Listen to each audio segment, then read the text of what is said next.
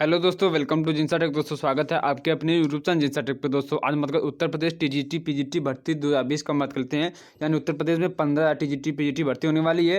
मतलब इसकी क्वालिफिकेशन क्या रहेगी और इसके मतलब शैक्षिक योग्यता का क्या रहेगी, उम्र सीमा यानी एज लिमिट क्या रहेगी, इंटरव्यू होगा या नहीं होगा, और इस बार टीजीटी पीजीटी भर्ती में बदलाव किया गया, क्या बदलाव किए गए, सारी जानकारी इसी वीडियो के अंदर देख लेते हैं। इसलिए वीडियो को बिना स्किप किए लास्ट तक देखें। अगर आप चैनल को पहली बार विजिट करें तो प्लीज़ चैनल को सब्सक्राइब करें और बेल आइकन को दबा लें ताकि लेटेस्ट वीडियो की नोटिफिकेशन आप तक पहुंच जाए। चलिए फिर वीडियो शुरू कर लेते हैं।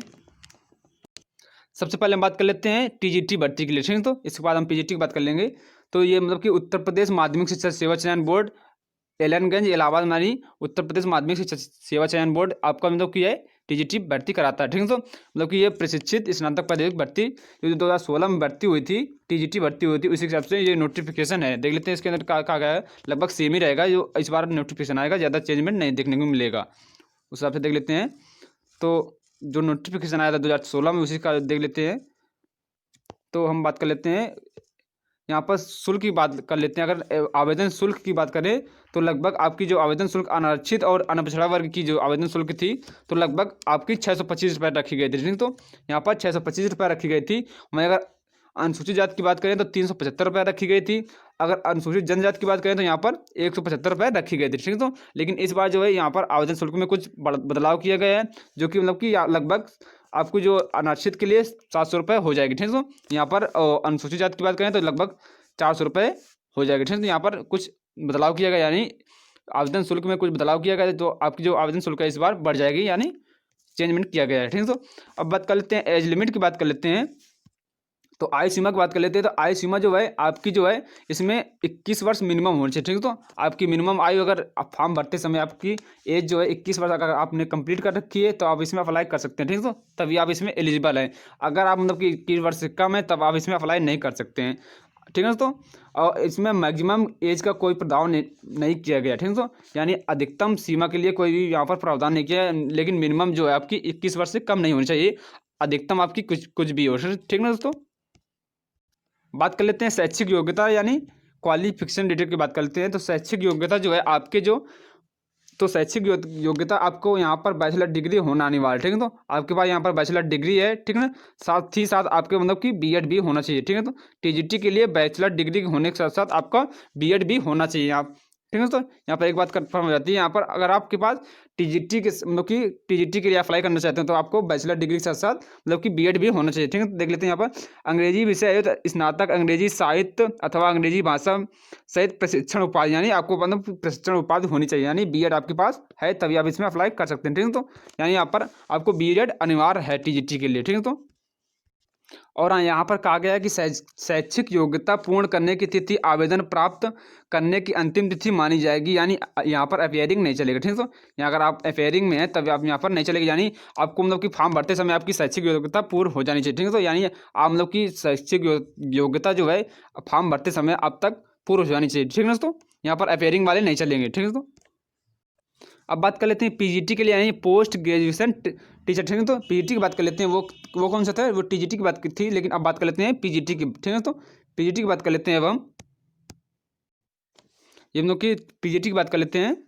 उत्तर प्रदेश माध्यमिक शिक्षा सेवा चयन बोर्ड एलनगंज इलाहाबाद, यानी जो 2016 में वैकेंसी हुई थी उस हिसाब से बात कर लेते हैं। पीजीटी की भर्ती जो हुई थी तो लगभग इसमें भी सेम रहता, लेकिन कुछ इसमें एजुकेशन क्वालिफिकेशन में कुछ अंतर रहता, ठीक है। तो 2016 के बाद वैकेंसी आने वाली है, 2000 की 4 साल बाद वैकेंसी आने वाली है, ठीक है। तो लगभग इसमें सेम ही रहेगा, सब कुछ सेम रहेगा, यानी यहाँ पर आवेदन शुल्क भी सेम रहेगा लगभग, ठीक है। तो जो इंक्रीज हो जाएगा वो हो जाएगा, लगभग आवेदन शुल्क सेम ही रहेगा। लेकिन यहाँ पर अगर बात कर लेते हैं हम एज लिमिट की, तो एज लिमिट भी लगभग सेम ही रहेगी आपकी यहाँ पर, ठीक है। तो यहाँ पर आयु सीमा भी वही रहेगी, जो आपकी आयु सीमा है तो आपकी मिनिमम 21 वर्ष होनी चाहिए, ठीक है। तो आवेदन करते समय आपको मिनिमम 21 वर्ष होनी चाहिए, मैक्सिमम आपकी कुछ भी है तभी आप इसमें अप्लाई कर सकते हैं,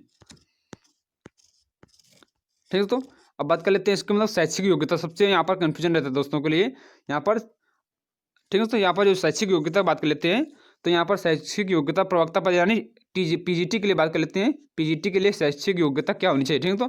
तो यहाँ पर आपको पोस्ट ग्रेजुएशन जरूरी है, ठीक है। तो यहाँ पर आपके लिए पोस्ट ग्रेजुएशन यानी आपको पीजी होना यहाँ पर जरूरी है, ठीक है। तो पोस्ट ग्रेजुएशन है आप तभी इसमें अप्लाई कर सकते हैं, ठीक है। तो यहाँ पर मतलब कि पीजीटी होना चाहिए, ठीक है। तो यानी पीजीटी के लिए आपको पोस्ट ग्रेजुएशन होना चाहिए। देख लेते हैं यहाँ पर मतलब कि आपको जो है पीजी होना चाहिए, यानी MA MSc या बी मतलब कि होना चाहिए, ठीक है। तो तभी आप इसमें अप्लाई कर सकते हैं। यहाँ पर भी मतलब कि बीएड का मतलब कि यहाँ पर बीएड अगर आपके पास नहीं है तभी आप इसमें अप्लाई कर सकते हैं। यानी यहाँ पर बीएड के लिए अगर नहीं है आप, लेकिन आप यहाँ पर पोस्ट ग्रेजुएशन यानी MA MSc आप है आपके पास, तभी आप इसमें अप्लाई कर सकते हैं, ठीक है। तो देख लेते हैं। एक कला प्रवक्ता के लिए चित्रकला अथवा रंजन कला में स्नातकोत्तर उपाधि यानी आपके पास PG होना चाहिए, ठीक है। तो पोस्ट ग्रेजुएशन आपके पास होना चाहिए तभी आप इसमें अप्लाई करते हैं। यहाँ पर बीएड नहीं, अगर आपके पास नहीं भी है तब भी आप इसमें अप्लाई कर सकते हैं। लेकिन अगर आपके पास बीएड है तो आपको अदर मतलब कि एसेंशियल मिल जाएगा, ठीक है। तो यहाँ पर भाड़ांक मिल जाएगा यानी आपको, अगर आपके पास बीएड है तो, ठीक है। तो अब बात कर लेते हैं टेट के लिए। तो टेट अगर आपके पास है तो अच्छी बात है, अगर आपके पास टेट नहीं है तब भी कोई दिक्कत नहीं, यानी आपके पास अगर टेट नहीं है तब भी आपको कोई दिक्कत नहीं होगी। यहाँ पर टेट के लिए कोई भी दिक्कत नहीं है। अब बात कर लेते हैं मतलब कि आपका जो सिलेक्शन प्रोसेस की बात कर लेते हैं। तो सिलेक्शन प्रोसेस जो है आपका मतलब कि इस बार जो इस TGT में बदलाव किया गया सिलेक्शन प्रोसेस में, यानी पिछली बार की अपेक्षा इस बार मतलब कि बदलाव कर दिया गया है। तो आपके इसमें सिलेक्शन में मतलब कि आपको 150 क्वेश्चन आएंगे, यानी जो LT ग्रेड पेपर हुआ था, यानी LT ग्रेड जो भर्ती हुई थी अभी जो पिछली बार हुई थी LT ग्रेड भर्ती, उसी के हिसाब से आपके क्वेश्चन आएंगे। उसमें मतलब कि आपको लगभग 150 क्वेश्चन होंगे। उसमें मतलब कि लगभग 120 क्वेश्चन जो है आपके सब्जेक्ट से रिलेटेड होंगे, और बाकी क्वेश्चन जो कुछ जीके होगी और कुछ मतलब कि GS होगी, ठीक है। तो यहाँ पर कुछ जीके होगी, कुछ जीके होगी, कुछ जो है मैथ के भी क्वेश्चन आ सकते हैं, ठीक है। तो बाकी जो 120 क्वेश्चन जो आपके मतलब कि उससे आएंगे, ठीक है। तो आपके जो जिसमें आपने मतलब कि अप्लाई किया जिस सब्जेक्ट से, उससे आएंगे क्वेश्चन, ठीक है। तो 120 क्वेश्चन जो है आपके सब्जेक्ट से आएंगे, बाकी आपके GS GK आएगी, कुछ मैथ के क्वेश्चन आ सकते हैं। और मतलब कि आपको इसमें मिनिमम मतलब कि 40% मार्क्स लाने रहेंगे, ठीक है। तो यहाँ पर आपको TGT के लिए लगभग आपको 40% मार्क्स लाना रहेगा, ठीक है। तो यहाँ पर 40% मिनिमम मार्क्स तो लाना रहेगा, मतलब कि जो अकॉर्डिंग टू LT ग्रेड भर्ती उसी के हिसाब से सिलेबस आपका आएगा, ठीक है। जो LT ग्रेड भर्ती हुई थी उसी के हिसाब से आपको भर्ती के हिसाब से आएगा, ठीक है। तो नोटिफिकेशन, ठीक है।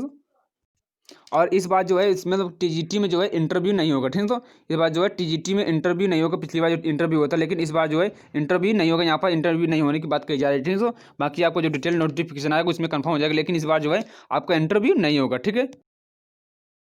अब हम बात कर लेते हैं PGT के लिए। मतलब PGT में सिलेक्शन प्रोसेस किस प्रकार से होगा। तो PGT में जो आपका सिलेक्शन होगा तो उसकी मतलब कि आपको लिखित परीक्षा के आधार पर होगा, ठीक है। तो लिखित परीक्षा में मतलब कि 85% आपको नंबर लाना, यानी लिखित परीक्षा के आधार पर 85% अंक, ठीक है। विशिष्ट योग्यता के 5% अंक, ठीक है। तो यानी आपके पास PhD DPhil उपाधि है तो आपको 2% अंक मिलेंगे, ठीक है। ठीक है, M.Ed है आपकी उपाधि तो आपको 2% मिलेगा, ठीक है। शिक्षा स्नातक यानी BEd की अगर आप उपाधि रखे हैं तो आपको 1% मिलेगा, ठीक है। यानी आपको अधिकतम 5% यहाँ पर भारांक मिलेगा, ठीक है। तो अगर मतलब यहाँ पर बात की जा रही है प्रवक्ता के लिए, ठीक है। तो प्रवक्ता के लिए बात की जा रही है, यानी आपके पास अगर मतलब कि 85% जो मार्क्स मिलेंगे आपको लिखित परीक्षा के आधार पर मिलेंगे, ठीक है। तो और जो 5% मिलेंगे मार्क्स वो मिलेंगे आपको अधिकतम, यानी 5% मिलेंगे यहाँ पर विशिष्ट योग्यता के लिए, ठीक है। तो यानी आपको PhD यानी BEd क्या रखें आप तो आपको नंबर मिलेंगे, ठीक है। तो और यहाँ पर PGT के लिए इंटरव्यू भी होगा, तो यहाँ पर PGT में इंटरव्यू के लिए 10% मार्क्स मिलेंगे, ठीक है। तो 10% आपको जो PGT में इंटरव्यू के लिए होगा, तो लगभग मतलब कि आपका जो 10% मार्क्स जो हैं PGT में इंटरव्यू के लिए मिलेंगे, और 85% आपको परीक्षा के यानी एंट्रेंस एग्जाम मतलब कि परीक्षा के आधार पर होगा, लिखित परीक्षा के आधार पर मिलेंगे 85% मतलब कि, और 5% जो है आपको शैक्षिक योग्यता यानी विशिष्ट योग्यता के हिसाब से मिलेगा, यानी PhD या तो कुछ भी आपका रखे BEd उसके हिसाब से आपको मिलेगा, और 10% मार्क्स जो हैं आपको इंटरव्यू से मिलेंगे, यानी इस प्रकार से आपको सिलेक्शन होगा, ठीक है। तो दोस्तों कैसा लगा वीडियो, अगर वीडियो अच्छा लगा तो लाइक कमेंट और सब्सक्राइब करना ना भूले। थैंक यू फॉर वॉचिंग जिनसा टेक।